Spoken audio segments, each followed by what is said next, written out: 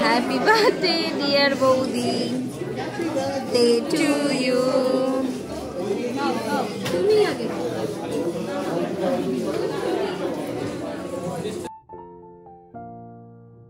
Hello বন্ধুরা, কেমন আছো তোমরা সবাই? আশা করছি তোমরা সবাই ভীষণ ভালো আর সুস্থ রয়েছো। আর সায়ন্তিকাস ব্লগের নতুন একটা বড় ভিডিওতে আবার তোমাদের সবাইকে স্বাগত।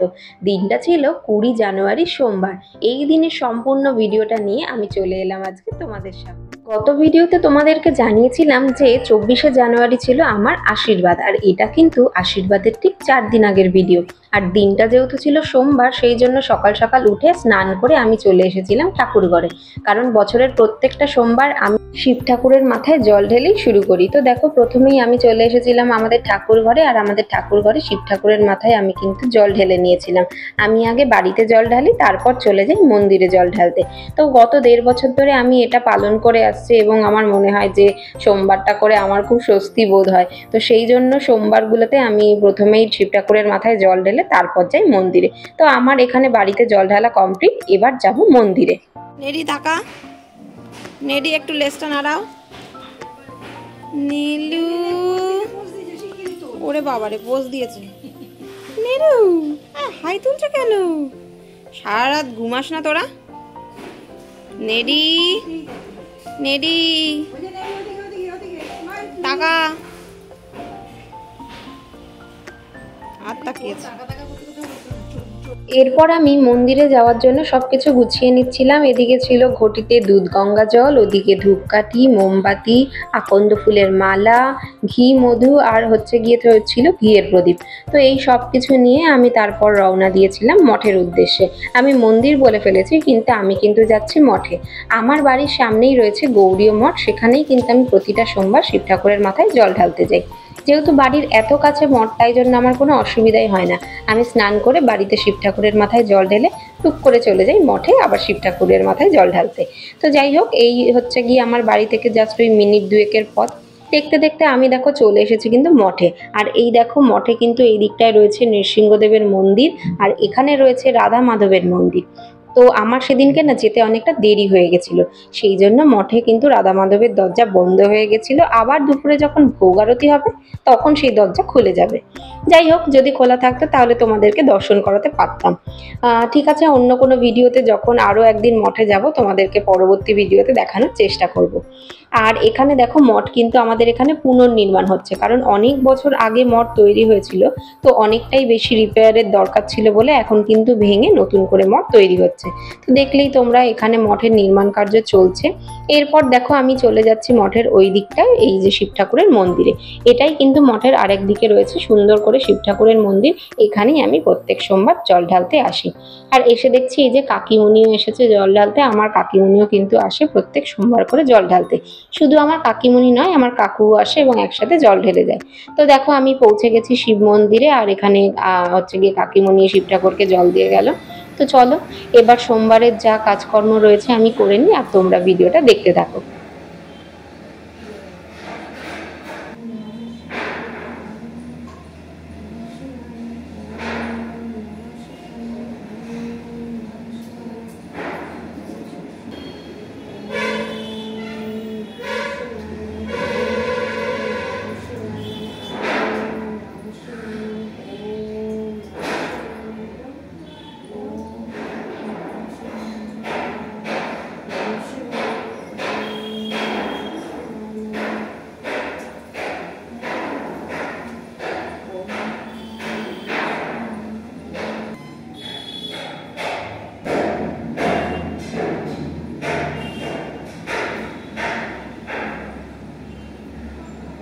আর তখন যেহেতু শীতকাল ছিল, মঠ থেকে ফিরে দেখি মা বানিয়েছে গরম গরম সরার পিঠে। কেমন ফুলকো ফুলকো পিঠে হয়েছে দেখো।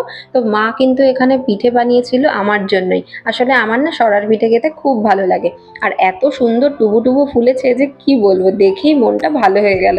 এখন ভয়েস দিতে গিয়ে মনে হচ্ছে এখন একটু পেলে হয়তো খেতে পারলে ভালোই লাগতো। যাই হোক, আর এদিকে আমি কিন্তু পিঠেটা খেয়েছিলাম এই যে গুড় দিয়ে কিন্তু পিঠে খেতে দারুণ লাগে। আজকে আমার পাশের বাড়ির বৌদি জন্মদিন, তো সেই জন্য আমাদেরকে নেমন্তন্ন করেছে, মানে আমাকে। তো এই ড্রেসটা পরে যাব ভাবছি, বাড়িতে নয়, অ্যাকচুয়ালি ট্রিট দেবে হচ্ছে আমাদের কৃষ্ণনগরের মাদারসাট বলে যে রেস্টুরেন্টটা রয়েছে সেখানে। তো ভাবলাম যে তাহলে এই ড্রেসটা পরি, এই ড্রেসটা পরা হয়নি, তো এই ড্রেসটা পরবো আর তার সাথে নেব হচ্ছে এই ব্যাগটা। তো চলো রেডি হয়ে একবারে তোমাদের সামনে আসছি। খালি দেখো আমি রেডি বার্থডে পার্টিতে যাওয়ার জন্য। তো আউটফিটটা হচ্ছে এরকম, তো এটাই পরলাম, এটা কাছে ছিল। কেমন লাগছে অবশ্যই জানিও। আর দাঁড়াও তোমাদেরকে ফ্রন্ট ক্যামেরা একটু সেলফি করেও দেখাবো। এরপর আমরা দেখো সদল বলে বেরিয়ে পড়েছি মাদারসাটের উদ্দেশ্যে। আর এই যে আমাদের বার্থডে গার্ল, ইনি হলো আমার বৌদি, এনারই বার্থডে। তো এনার বার্থডে পার্টি উপলক্ষে আমরা এখন যাচ্ছি একসাথে সবাই মিলে কৃষ্ণনগরের অন্যতম রেস্টুরেন্ট মাদারসাটে। তো বৌদি আজকে আমাদের দেবে সেখানে বার্থডে ট্রিট। আর এদিকে মাদারসাটে পৌঁছে দেখি বৌদির সকল বন্ধু বান্ধবেরা কিন্তু সবাই পৌঁছে গেছিল মাদারসাটে।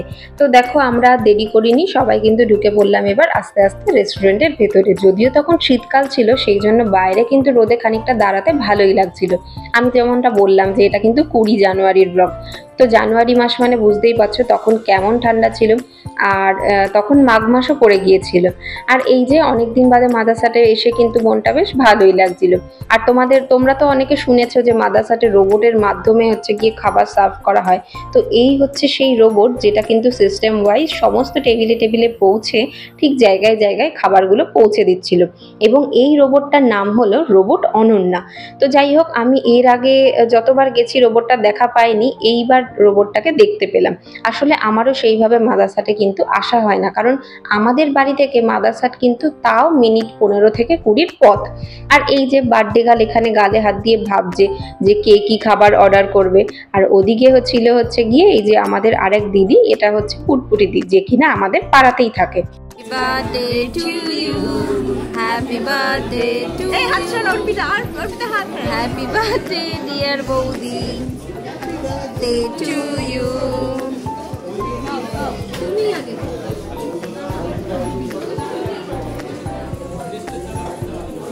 আমরা না এত দূর থেকে খাওয়াতে পারছি না, না যাই একটু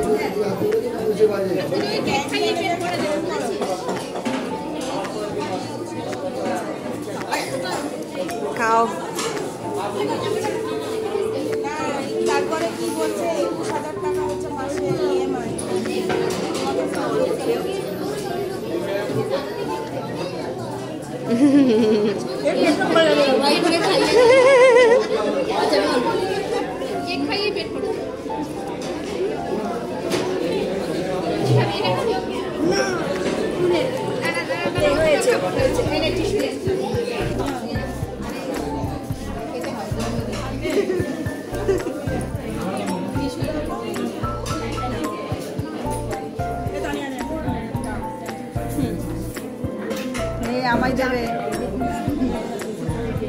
এদিকে বৌদির ছোট্ট করে বার্থডে সেলিব্রেট করতে করতেই তারই মাঝে খাবার এসে কিন্তু হাজির হয়েছিল। এদিকে স্টার্টারে ছিল দেখো ক্রিস্পি বেবিকর্ন, আর ছিল চিকেন ড্রামস্টিক, যেটা কিনা খেতে দারুণ ছিল। তার সাথে মেন কোর্সে ছিল তোমার ফ্রাইড রাইস, চিকেন, মাটন, অনেক কিছু। আর তার সাথে ছিল স্যালাড এবং আরও কিছু ড্রিঙ্কস। তো সব মিলিয়ে আজকের দিনটা কিন্তু দারুণ কেটেছিল। এরপর আমরা চলে এসেছিলাম মাদারসাটের বাইরে একটু ফটোশ্যুট করার জন্য, এবং সব দিদিরা বলছিল যে চল একটু সুন্দর সুন্দর করে ফটো তুলে দিবি। তো এই দেখো এখানে চলছে এখন ফটোশ্যুট সিজন। তো যাই হোক, এখানে সবাই এখন সুন্দর করে ফটো টটো তুলছে, আর আমিও কিছু ফটো টটো তুলে নিয়েছিলাম। দেখো সবাই এসেছে, তো সবাই খুব সুন্দর করে সেজেও ছিল, আর সবাইকে খুব ভালো লাগছিল। এদিকে আমাদের ফটো তোলা কমপ্লিটও হয়ে গেছিল, আর এরপর আমরা রওনা দিয়েছিলাম বাড়ির পথে। দেখো সবাইকে তো এক টোটোয় আনা যায়নি, তো যাই জন্য আমরা এখানে এই কজন কিন্তু টোটো করে ফিরে এসেছিলাম বাড়ি। আর তোমাদেরকে যেমনটা বললাম যে আমাদের বাড়ি থেকে মাদারসাট কিন্তু মিনিট 20 পথ, আর এটা কিন্তু একটু হাই রোডের ওপরেই পড়ে। তো দেখো আমরা টোটো করে এখন ফিরে যাচ্ছি বাড়িতে, আর বাড়ি গিয়ে আমি যাব কিন্তু পার্লারে। তো আমি সকাল থেকে ব্লগ বানিয়েছি।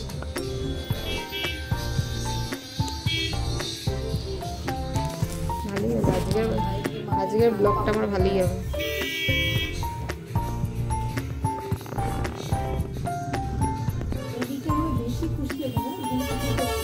আমি কিন্তু এই দিন চলে এসেছিলাম পার্লারে ড্যান্ড্রফ ট্রিটমেন্ট করাতে, আর চলে এসেছিলাম হেয়ার স্পা করতে। তো দুটোই একসাথে করে নিয়েছিলাম, কারণ 4 দিন বাদেই ছিল আমার আশীর্বাদ, আর আমার চুলটাও হয়ে গেছিল ভীষণ রাফ অ্যান্ড টাফ। তো সেই জন্য ভাবলাম পার্লারে এসে একটু চুলটার কেয়ার করা যাক, যেহেতু বাড়িতে আমি নিজে এক ফোঁটাও কেয়ার করি না।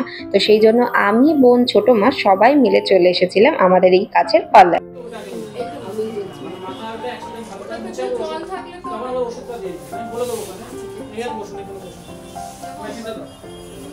তো ফাইনালি দেখো আমার এখানে হেয়ার স্পা আর ড্যান্ড্রফ ট্রিটমেন্ট কিন্তু কমপ্লিট হয়ে গেছিলো। তো এভাবেই কাটালাম আজকে সারাটা দিন। কেমন লাগলো আজকের পুরো ব্লগটা অবশ্যই কমেন্ট করে জানিও। যদি ভালো লাগে তাহলে ব্লগটা লাইক করো, আর যদি আরও ভালো লাগে তাহলে চ্যানেলটা সাবস্ক্রাইব করো। তাহলে আজকের ব্লগটা আমি এখানেই শেষ করলাম।